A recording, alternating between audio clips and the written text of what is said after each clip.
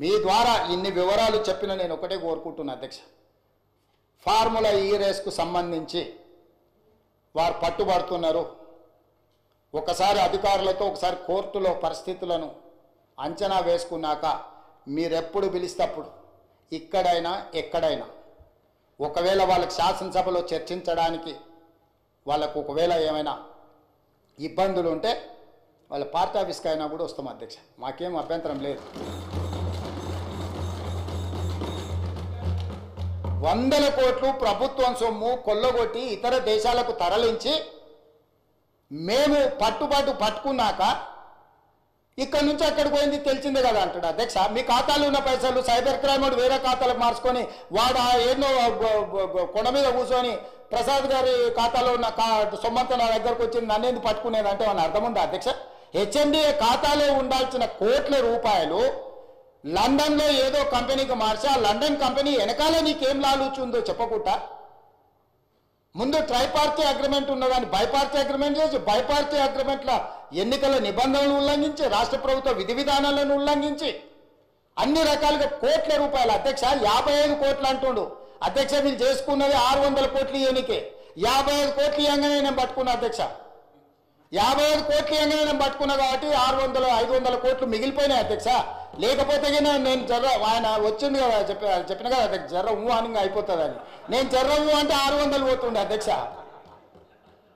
55 కోట్లు చిన్న అమౌంట్ అధ్యక్ష ప్రజలది.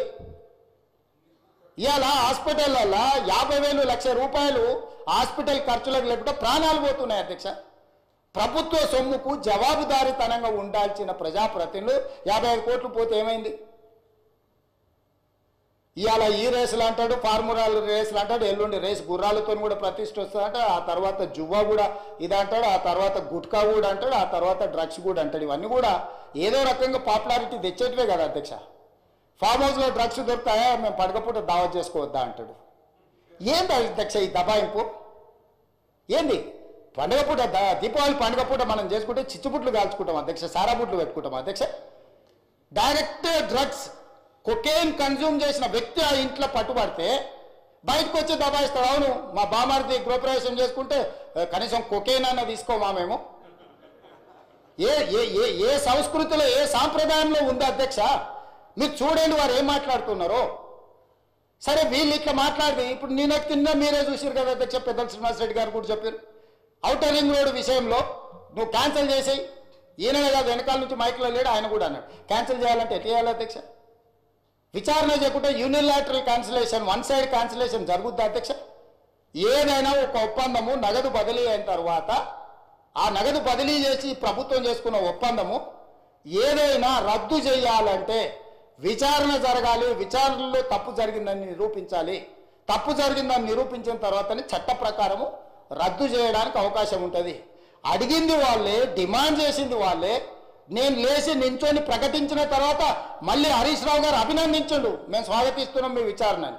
ఇవ్వాలంటే నా మీద కక్షతోని విచారణకు ఆదేశించిండని. అంటే ఔటర్ రింగ్ రోడ్ అమ్ముకున్నా ఏమనొద్దు, హెచ్ఎండిఏలో 100 కోట్లు విదేశాలకు తరలించి ఆ విదేశాలలో మీరు ఎట్టెట్లా వంచుకుంటురో ఎవరెవరు ఈ నుంచి నువ్వు ఎఫ్ఈఓ ఖాతాలకు పోయిందో చూపిస్తున్నావు. ఎఫ్ఈఓ ఖాతాల నుంచి లండన్లో ఎవరి ఖాతాలకు పోయినా మళ్ళీ అవతల ఎవరు తేల్చాలి అధ్యక్ష? విచారణ చేయకుండా తేలుతుందా అధ్యక్ష? ప్లస్ నోట్లు పంపలే అధ్యక్ష, పౌండ్స్ కొనాలి ప్రభుత్వం అంటే ఆర్బీఐ అనుమతి తీసుకోవాలి అధ్యక్ష. ఫారిన్ కరెన్సీ పర్చేజ్ చేయాలంటే ఏ ట్రాన్సాక్షన్ చేయాలన్నా రిజర్వ్ బ్యాంక్ గైడ్ లైన్స్ ఉన్నాయి అధ్యక్ష.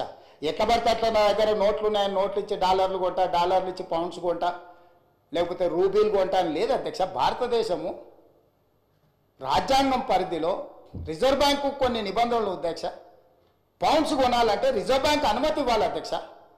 హెచ్ఎండిఏ ఖాతాలో ఉండాల్సిన పైసల్ని సీదా బ్యాంకు పోయి పౌండ్స్ కింద మార్చి పక్క దేశాలకు పంపించినందుకు ఇన్కమ్ ట్యాక్స్ నీ మీద ఫైన్ వేస్తే దానికి ఒక 8.5 కోట్లు కట్టి ఇవాళ మొత్తము 600 కోట్లకు మీరు లూటీ చేయాలని పథకం వేసుకొని 55 కోట్లు కొట్టేసినాక పట్టుబడి దాని మీద ఈరోజు విచారణకు సంవత్సరం నుంచి చర్చ జరుగుతుంటే దాని మీద విచారణ ఈరోజు ఏదో కొత్తగా వచ్చినట్టు ధరణి మీద చర్చ వద్దు, దాని మీద చర్చ చేయండి అంటున్నారు అధ్యక్ష.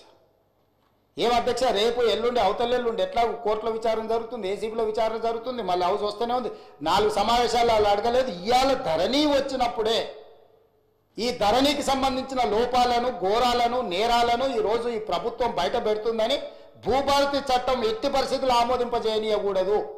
భూభారతి చట్టం ఆమోదించి ఫోరెన్సిక్ ఆడిట్ ఏదైతే మా ఉప ముఖ్యమంత్రి గారు, మా రెవెన్యూ శాఖ మంత్రి గారు డెఫినెట్గా ఈ మొత్తం ట్రాన్సాక్షన్స్ మీద ఫోరెన్సిక్ ఆడిట్ చేపట్టి ప్రభుత్వ భూములు అన్యాక్రాంతం ఎట్లయిపోయినాయి, ప్రైవేట్లో జరిగిన గోల్మాల్ ఏంటో నిగ్గు తెలుస్తామనే ఒక నిర్ణయానికి వచ్చి ఆ విషయాన్ని పసిగట్టి ఈరోజు సభ నడవకుండా సభలో ఆ చెత్త అంతా ఇది పరిస్థితి.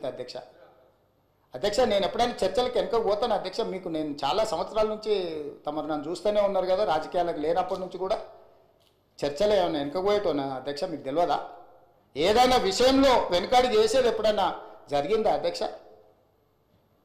అంటే ఈరోజు మీరు తప్పించుకోవడానికి, మీరు చేసిన నేరాలను కప్పిపుచ్చుకోవడానికి ఈ రకంగా సభను అవమానించి తమరిని కించపరిచే విధంగా మాట్లాడి సభా గౌరవాన్ని, ఆ కుర్చీ మర్యాదను మంటగలిపి చర్చనే జరగొద్దు, బిల్లే పాస్ కావద్దు, ఈ భూములు, ప్రజలు, రైతులు బాగుపడొద్దు అని ఒక కుట్రపూరితమైన, నేరాపూరితమైన ఆలోచనతోటి ఈరోజు వాళ్ళందరూ అట్లా ఆటవికంగా వ్యవహరించడాన్ని మమ్మల్ని వదిలేయండి అధ్యక్ష. మేము పాలకపక్షం, వాళ్ళు ప్రతిపక్షం ఉండొచ్చు.